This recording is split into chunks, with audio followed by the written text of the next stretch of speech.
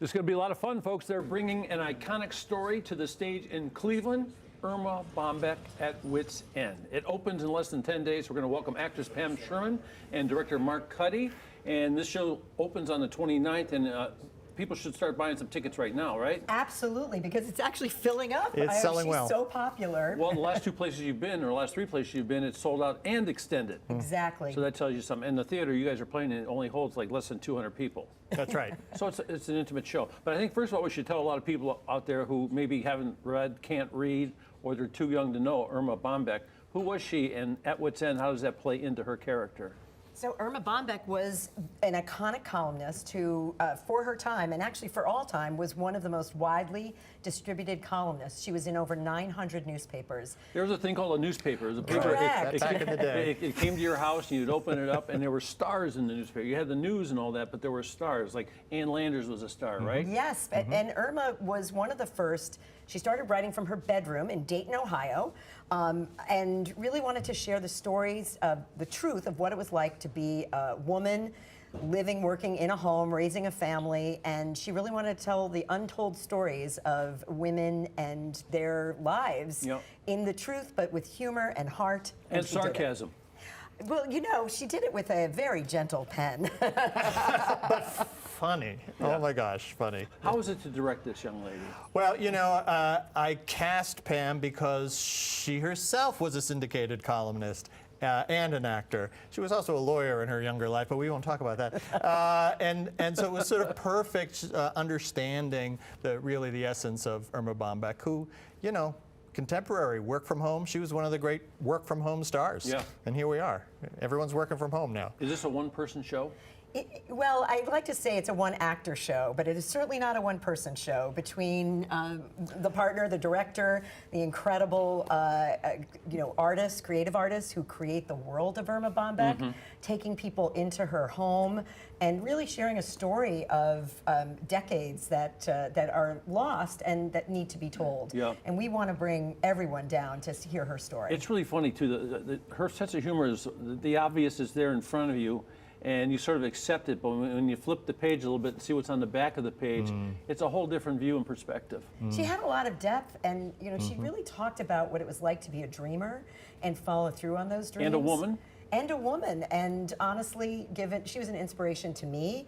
I really discovered her when she was on Good Morning America. She was a correspondent, or on Johnny Carson, and in my newspaper, and watching my mother, you know, read her. And then when I became a columnist, she was absolutely an inspiration to all those women out there who write about their lives and want to tell the truth. But she did it with humor, and that was accessible to men.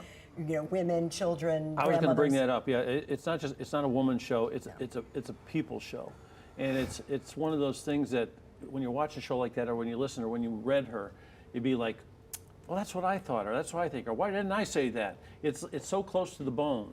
And it's still timely. I mean, you know the perspective from a male perspective. You know, and we have, the audiences have been multi-generational and certainly multi-gender, and everyone has either been in a family, had a mother, had a grandmother. You know, there's just a lot of truth and twisted, and like, just as you say, I never thought of it like that. There's almost humor to be farmed out of tragedy. Yes, and she had, you know, there were challenges in her life. I mean, she was a child of the Depression. I mean, my favorite part at the very end, when the applause happens, is watching men in the front row wipe a tear from their eye, because it reminds them they get what their mothers went through to get them to where they are today. You know, we talk about this being in a smaller theater, which is great. It's intimate. You know, you're right there.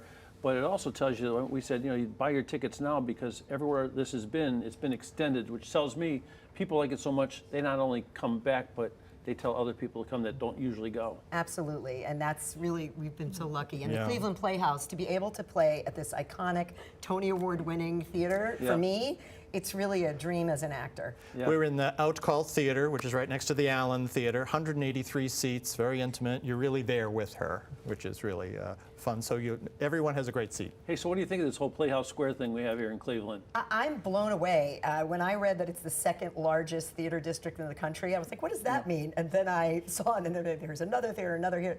And even the fact that the Cleveland Playhouse has 3 theaters to work from, You guys are really lucky in Cleveland. I just, as a visitor. Yeah, I think we're lucky. Well, what makes it lucky for us is that great shows come like this. I mean, this is some people never heard of Erma Bombeck, and she had a great deal to do with how they grew up and how they thought. Can I just tell you that the playwrights are twin sisters From Chagrin Falls. Allison and Peggy Engel. Come on. They are so excited Yeah. to come back to their hometown and showcase Yeah. Erma Bombeck, who's just from a few miles away in Dayton, right. but who was the Cleveland Plain Dealer was her first newspaper.